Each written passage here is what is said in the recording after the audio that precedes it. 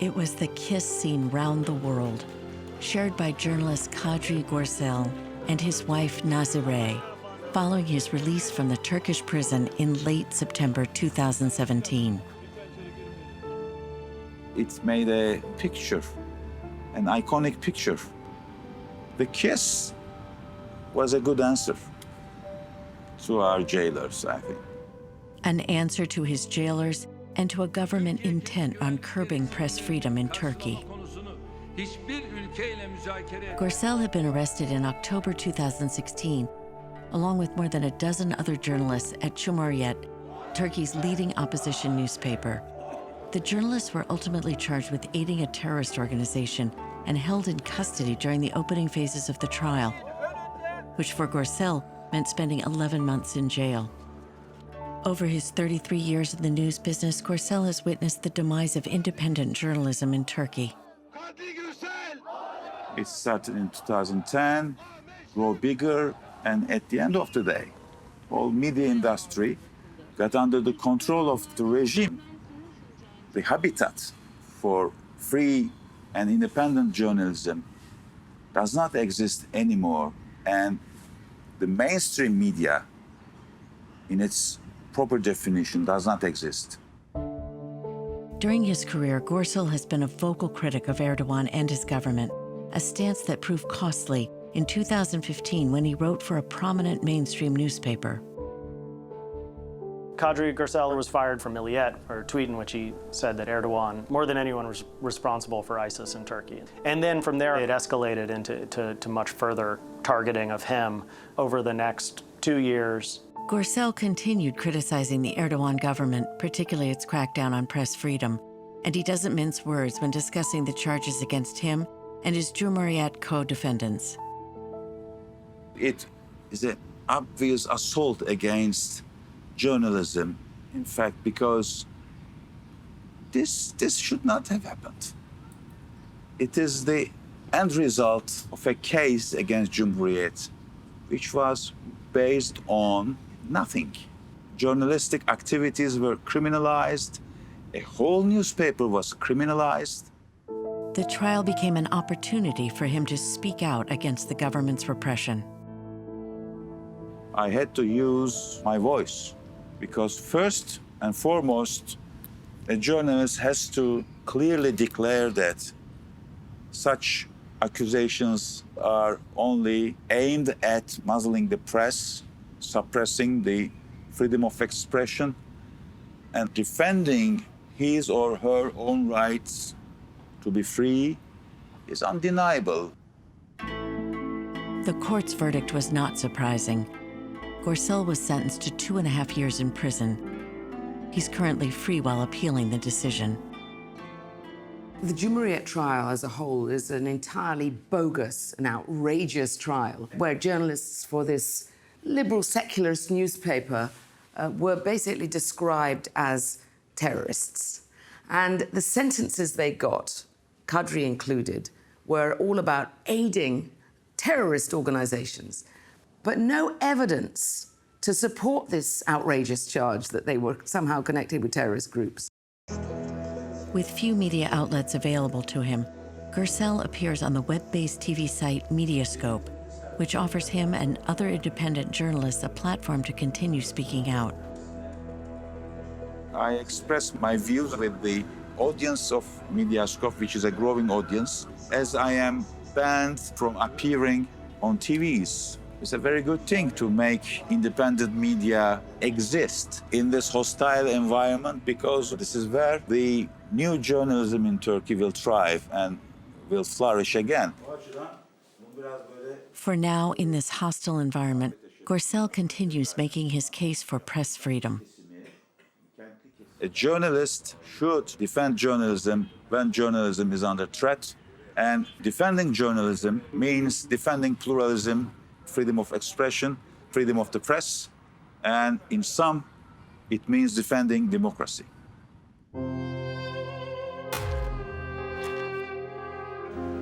If independent journalism is to flourish in Turkey again, Pelin Ünker's experience will be one reason why. In November 2017, she was a journalist working for Cumhuriyet reporting on the Paradise Papers investigation. It exposed a hidden world of wealth held in offshore accounts by celebrities, blue-chip clients, and multinational corporations. Biz dünya çapında 382 gazeteci bu araştırmayı yaptık. Tabii ki hani diğer ülkelerde de bu haber aynı gün aynı saatte yayınlandı. Öyle bir prosedür var çünkü. Ünker revealed that former Turkish Prime Minister Binali Yildirim and his sons had ties to 5 shipping companies registered in Malta, a tax haven. Yildirim never disputed the accuracy of the report, yet he filed charges against Ünker for slander and defamation. Kendisi de bu şirketlerin varlığını kabul etmişti. Ancak buna rağmen bir iftira davası açıldı. Sonrasında işte 13 ay 15 günlük hapis cezası kararını verdi yerel mahkeme. Ancak son aşamada istinafta bu ceza bozulmuş oldu. But Ünker did not come out unscathed. The appeals court fined her $1,549 in the defamation case. Aslında hani para cezalarıyla biraz da bu araştırmacı gazetecilik faaliyetleri engellenmeye çalışıyor Türkiye'de. Ancak buna rağmen de çok sayıda gazeteci halen zor şartlarda gerçekleri yazmaya devam ediyor. Of over 350 journalists involved in the reporting on the Paradise Papers worldwide, Ünker is the only one who has been charged with a crime for her work. She is currently free, pending the outcome of her trial.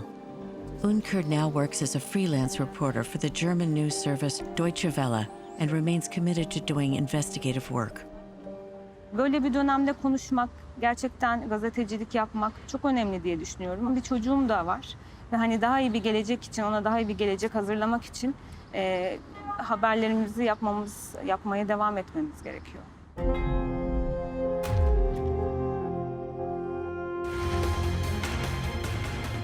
One of Turkey's most recognized television journalists appears on the #1 network in the country.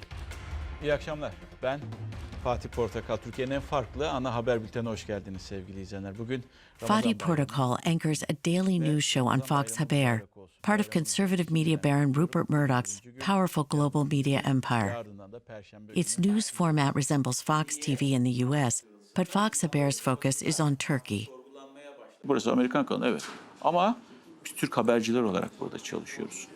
Ve bizim önceliğimiz ülkemiz. Kanalın evet para kazanması vesaire. Ama önceliğimiz kendi ülkemizdeki haberleri objektif bir şekilde yapabilmek. Ardından da dünyadaki haberleri zamanımız kalırsa paylaşmak. Portakal's success as a television journalist derives from his bold on-air personality. Portakal became very popular because he was irreverent, did a lot of asking questions of power.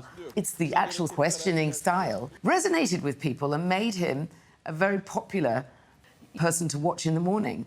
And it didn't mean that those who watched him all agreed with him, but it was much more exciting to watch a journalist who actually does journalism in asking the questions.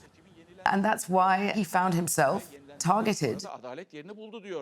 Many journalists in Turkey have been fined or jailed for the crime of insulting the president.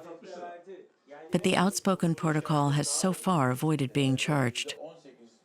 Benim yaptığım burada diğer ana haber bültenlerinden farklı olarak ben konuşuyorum. Benim yaptığım bu. İnsanlar belki de bu hoşlarına gidiyor.